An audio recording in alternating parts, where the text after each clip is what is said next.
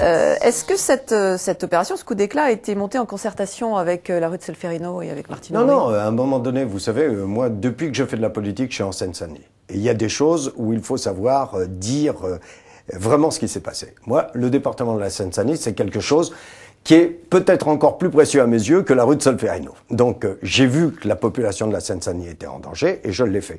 Et aujourd'hui, je ne sais pas si ça monte doucement, mais le président de l'Association des départements de France vient de m'adresser à la fois tous ses encouragements et vient d'envoyer une lettre d'engueulade à Marlex, qui avait insinué qu'il y avait des différences entre lui, mon ami Montebourg et moi.